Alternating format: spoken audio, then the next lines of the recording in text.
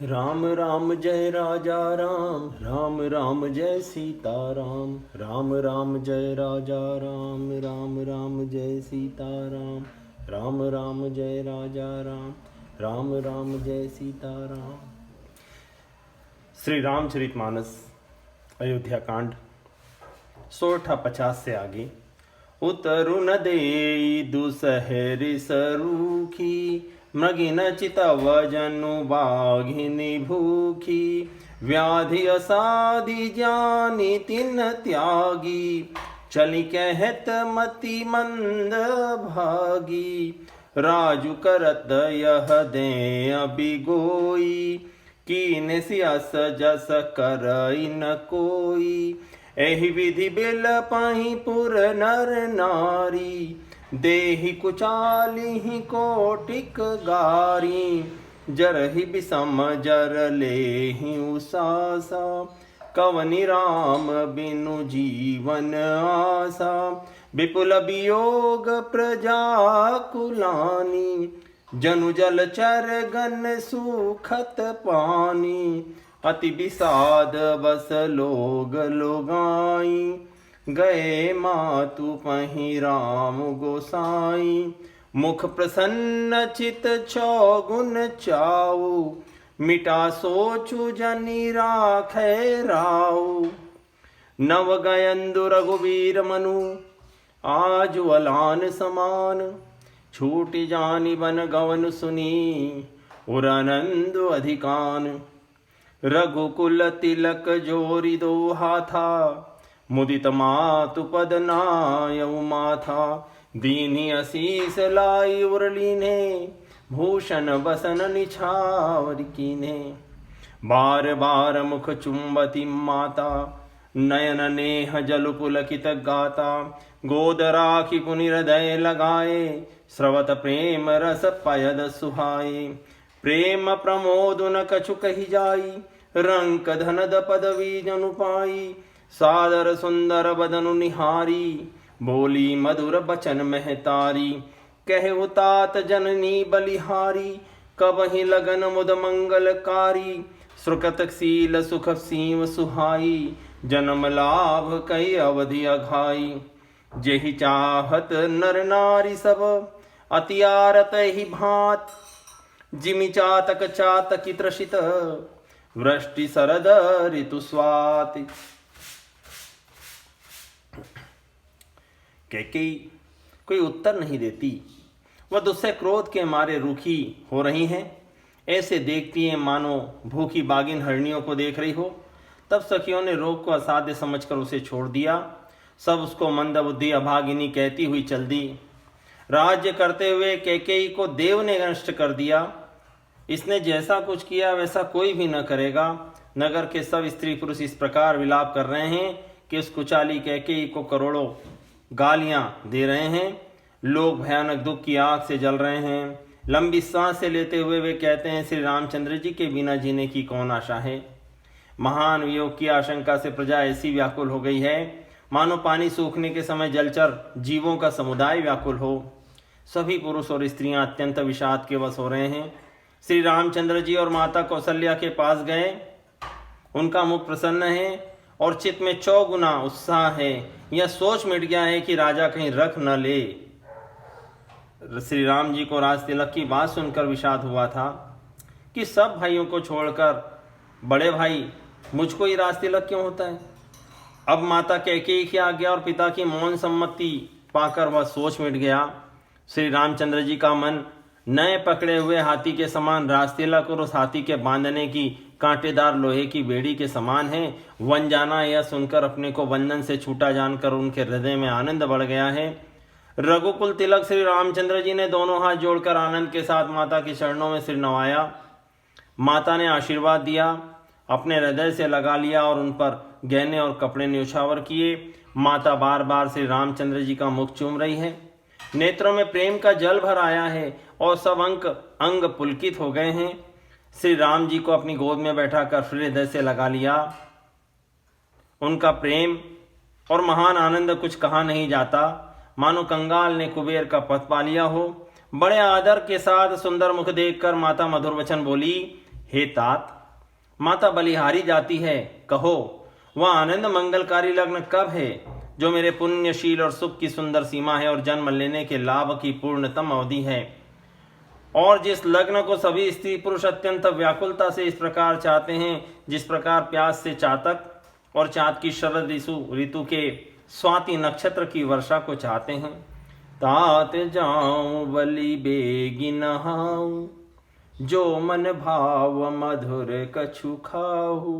पितु समीप तब जाए भैया, भई बड़ी बार जाए बलि मैया। मातु बचन सुनी अति अनुकूला, जनु स्नेह सुर तरु के फूला। सुख मकरंद भरे श्री अमूला, निरखी राम मनु भंवरु न भूला। धर्म धुरी न धर्म गति जानी, कहे मातु सन अति मृदु बानी। पिता दीन मोहि कानन राजू, जह सब भांति मोर बड़ काजू। आयसु देहि मुदित मन माता, जहि मुद मंगल कानन जाता। जनि स्नेह बस डर पसी भोरे, आनंदो अब अनुग्रह तोरे। बरस 4 10 विपिन बसी, करि पितु वचन प्रमाण। आई पाय पुनि देखी हूँ, मनुजनि कर सिमलान। बचन विनीत मधुर रघुबर के, सर सम लगे मातुर करके। सहमि सूखी सुनि शीतली बानी, जिमि जवास पन पावस पानी। कहीं न जाई कछु हृदय विषादु, मनहु मृगी सुनि के हरि नादु। नयन सजल तन थर थर कापी, माजहि खाई मीन जनु मापी। धरि धीरज सुत बदनु निहारी, गद गद बचन कहति महतारी। तात पितहि तुम प्राण प्यारे, देखि मुदित नित चरित तुम्हारे। राजुदेन कहूँ शुभ दिन साधा, कहूँ जानवन कहीं अपराधा। तात सुना बहु मोहि निदानु, को दिन कर कुल भयउ क्रसानु। निरखि राम रुख सचिव सुत, कारणु कहु बुझाई। सुनि प्रसंग रही मूक जिमी, दशा बरनी नहीं जाई। हे तात, मैं बलियां लेती हूँ, तुम जल्दी नहा लो और जो मन में भावे कुछ मिठाई खा लो। भैया तब पिता के पास जाना, बहुत देर हो गई है। माता बलिहारी जाती हैं। माता के अत्यंत अनुकूल वचन सुनकर, जो मानो स्नेह रूपी कल्प वृक्ष के फूल थे, जो सुख रूपी मकरंद से भरे हुए और राज्य लक्ष्मी के मूल थे, ऐसे वचन रूपी फूलों को देखकर श्री रामचंद्र जी का मन रूपी भौरा उन पर नहीं भूला। धर्मधुरीन श्री रामचंद्र जी ने धर्म की गति को जानकर माता से अत्यंत कोमलवाणी में कहा, हे माते, पिताजी ने मुझको वन का राज्य दिया है, जहाँ सब प्रकार से मेरा बड़ा काम बनने वाला है।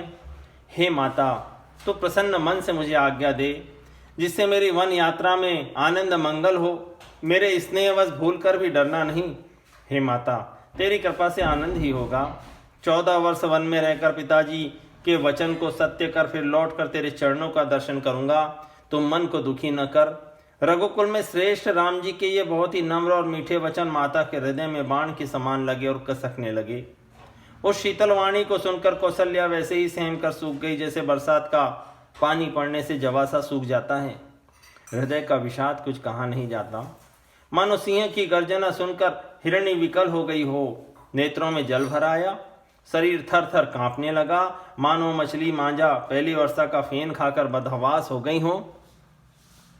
धीरज धरकर पुत्र का मुख देखकर माता गदगद वचन कहने लगी, हे तात, तुम तो पिता को प्राणों के समान प्रिय हो। तुम्हारे चरित्रों को देखकर वे नित्य प्रसन्न होते थे।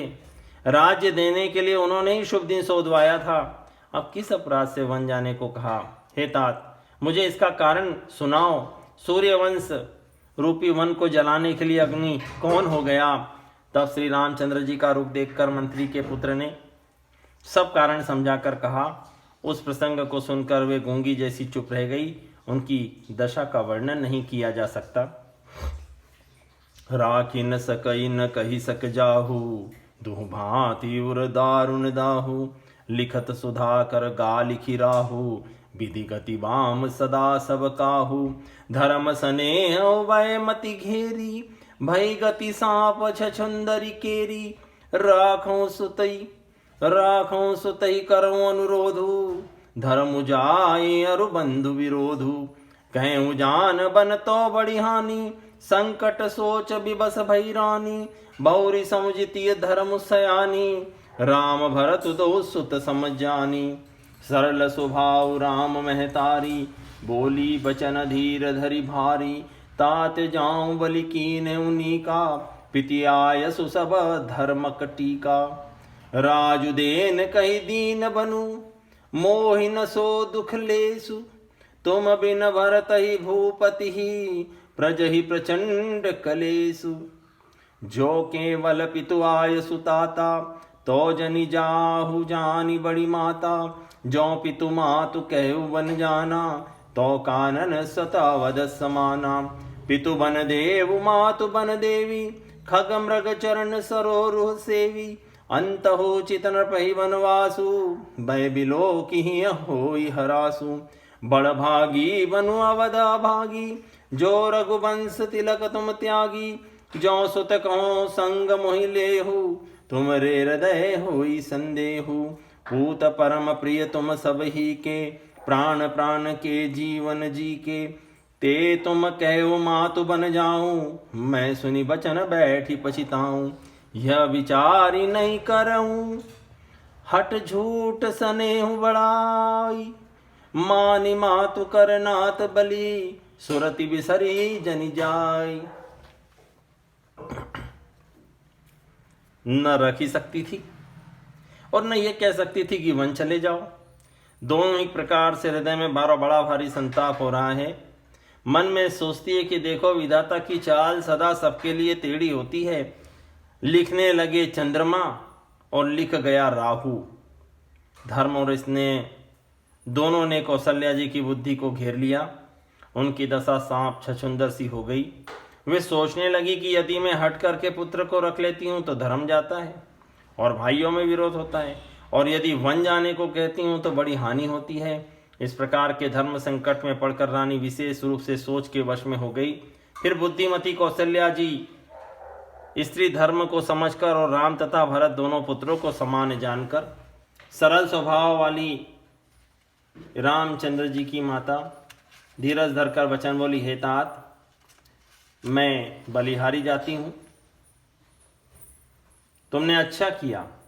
पिता की आज्ञा का पालन करना ही सब धर्मों का शिरोमणि धर्म है। राज्य देने को कह के वन दे दिया, उसका मुझे लेश मात्र भी दुख नहीं है। दुख तो इस बात का है कि तुम्हारे बिना भरत को, महाराज को और प्रजा को बड़ा भारी क्लेश होगा।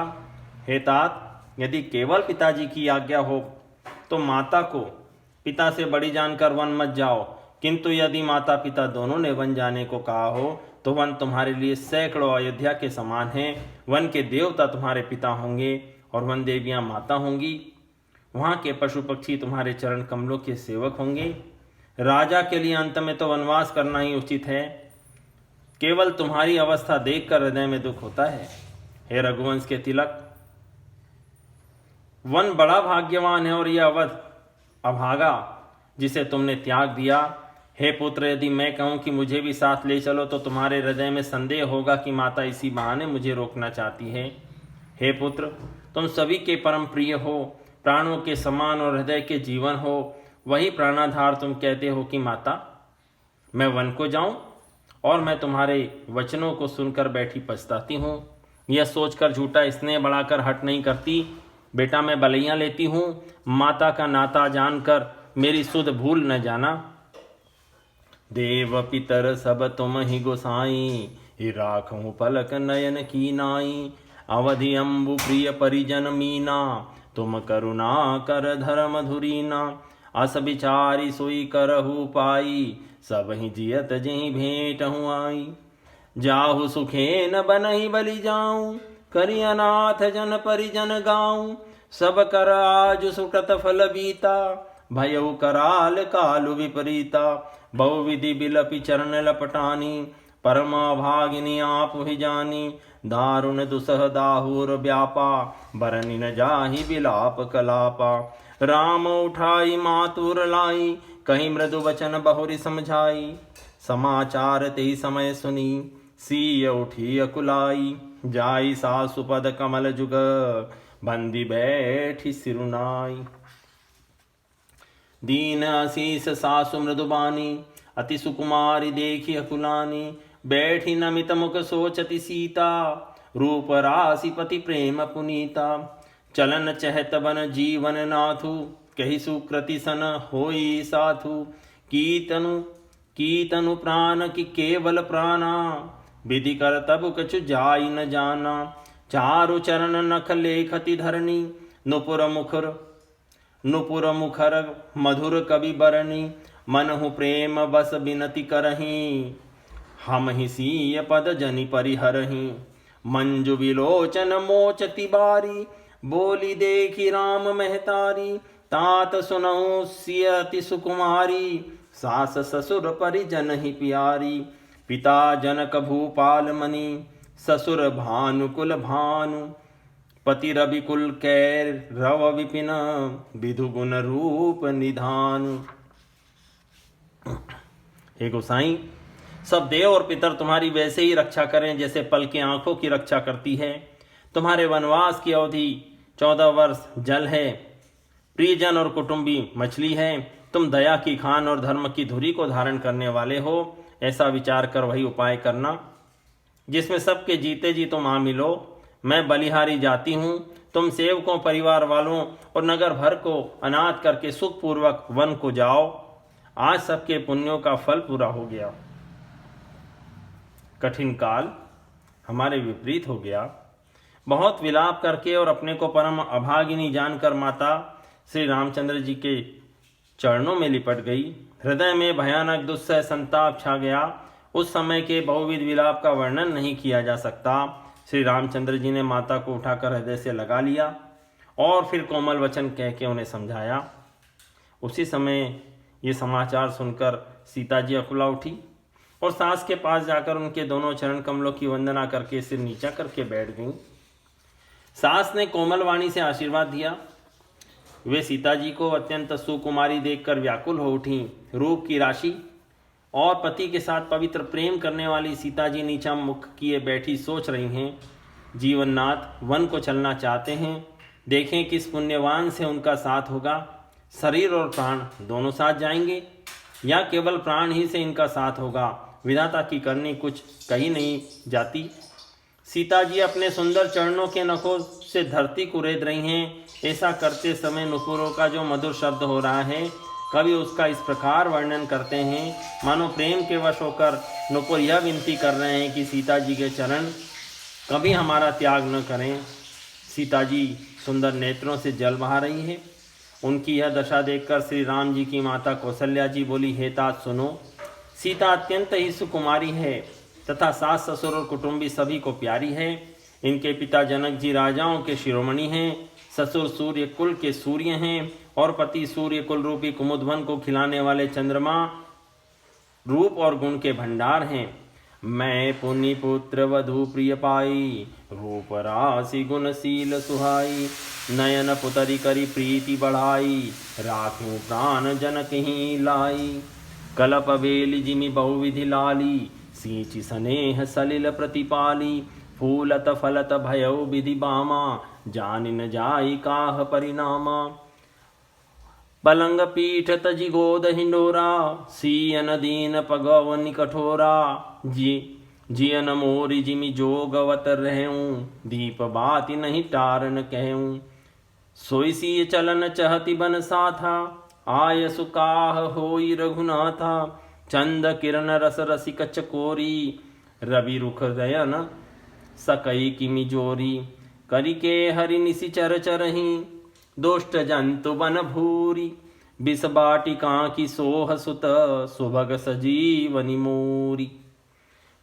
बनहित कोल की रात किशोरी, रचि बिरंचि विषय सुख भोरी। पाहन क्रमि जिमि कठिन सुभाऊ, तिनहि कले सुन कानन काऊ। कह तापस तिय कानन जोगु, जिन तप हेतु तजा सब भोगु। सिय वन बसिहि तात कही भांति, चित्र लिखित कपि देखि डेराती। सुर सर सुभग बनज बनचारी, डाबर जोगु की हंस कुमारी। अस बिचारी जस आयसु होई, मैं सिख देऊं जान की सोई। जो सिय भवन कहे कहे अम्बा, जो सिय भवन रहे कहे अम्बा। मोहि के होई बहुत अवलंबा, सुनि रघुवीर मातु प्रिय बानी। सील स्नेह सुधा जनुसानी, कही प्रिय वचन विवेकमय। कीन्ही मातु परितोष, लगे प्रबोधन जानकी। प्रकटि विपिन गुण दोष। दोहा क्रमांक 60। फिर मैंने रूप की राशि, सुंदर गुण और शील वाली प्यारी पुत्रवधू पाई है। मैंने जानकी जी को आंखों की पुतली बनाकर इनसे प्रेम बढ़ाया है और इसमें अपने प्राण लगा रखे हैं। इन्हें कल्पलता के समान मैंने बहुत तरह से लाड़ चाव के साथ स्नेह रूपी जल से सींच कर पाला है। अब इस लता के फूलने फलने के समय विधाता वाम हो गए, कुछ जाना नहीं जाता कि इसका क्या परिणाम होगा। सीता ने पर्यंक पृष्ठ पलंग के ऊपर गोद और हिंडोले को छोड़कर कभी पृथ्वी पर पैर नहीं रखा। मैं सदा संजीवनी जड़ी के समान सावधानी से इनकी रखवाली करती रही हूँ, कभी दीपक की बत्ती भी हटाने को नहीं कहती। वही सीता तुम्हारे साथ वन को चलना चाहती है। हे रघुनाथ, उसे क्या आज्ञा होती है? चंद्रमा की किरणों का रस अमृत चाहने वाली चकोरी सूर्य की ओर आंख किस तरह मिला सकती है? हाथी, सिंह, राक्षस आदि अनेक दुष्ट जीव जंतु वन में विचरते रहते हैं। हे पुत्र, क्या विष की वाटिका में सुंदर संजीवनी बूटी शोभा पा सकती है? वन के लिए तो ब्रह्मा जी ने विषय सुख को न जानने वाली कोल और भीलों की लड़कियों को रचा है, जिनका पत्थर के कीड़े जैसा कठोर स्वभाव है।